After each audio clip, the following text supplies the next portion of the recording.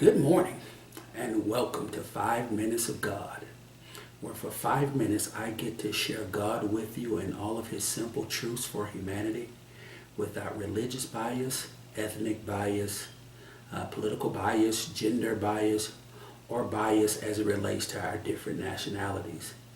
And for about 5 minutes I want to talk with you about the road to God and to ask you, are you on that road, the road to God? And I want to kind of help you to understand where I'm going with the message by, posing a scenario for you. Let's just say that I say to you that one of the ingredients to a successful relationship, a marriage, is fidelity. And you agree and say, okay, and you decide that your best approach to maintaining your faithfulness to your mate is to stop hanging out with your single female friends.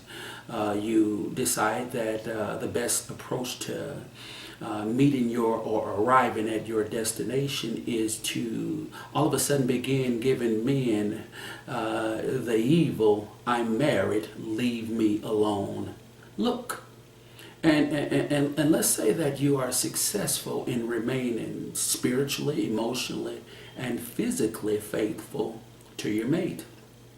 Well, let's talk about your mate. Let's say that your mate agrees that fidelity is one of the ingredients to maintaining a healthy relationship, marriage, but he decides that he's going to get to that destination by continuing to hang out with his single friends. Yet he makes it known while he's out that he has no interest in any other woman except you. Let's say that he also decides that he's going to continually engage women in general conversation. But again, lest the women know up front that he has absolutely no interest in them whatsoever.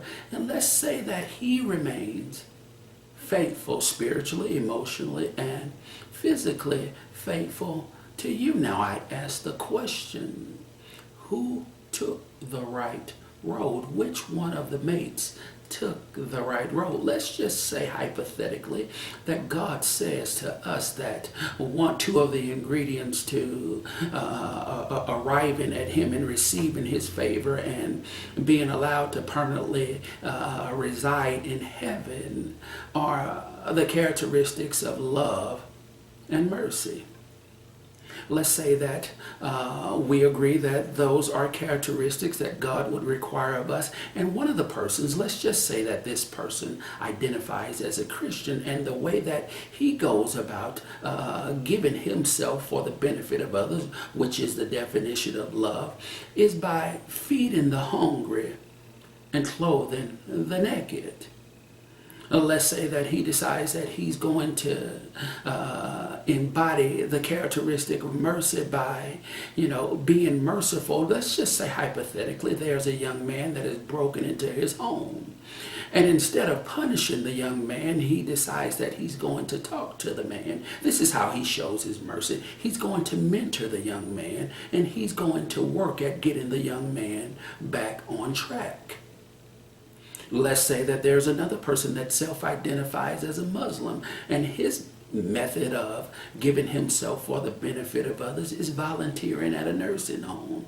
Let's say that he or she opens up a shelter for single mothers, that he's going to extend mercy by resisting or deciding not to punish a person that was speeding and ran head on into his car that caused him bodily injury. Both individuals displayed love and mercy, yet they display their love and mercy in different ways. I ask you, which one of the mates took the right road, and which one of the individuals, as they were traveling the road to God, took the right road? I guess my point today is that there are many roads to our destination. Sometimes we're going to understand those roads. Sometimes those roads are not going to make sense. But what I want to impress upon you, beloved, is that it's not about the process or the roads that you travel to get to your destination.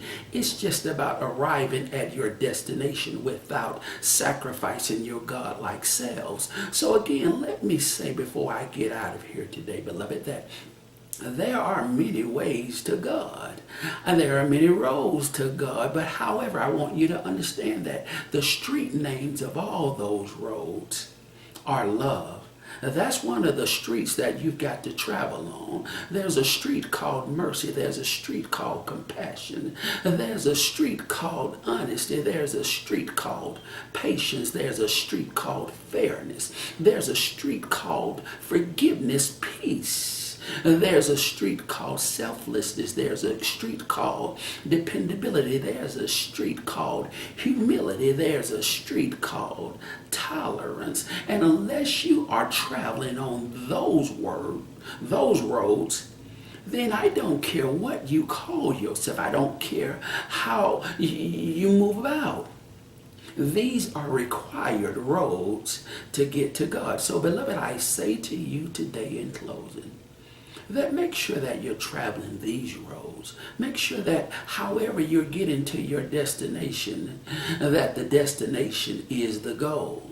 And then don't be moved when others not agree with the process that you're taking. Be not moved when they question the roads that you take. Just make sure that at the end of the day, you can be assured that you have traveled the streets that get you to your destination. I love you, I thank you, and until next time, goodbye.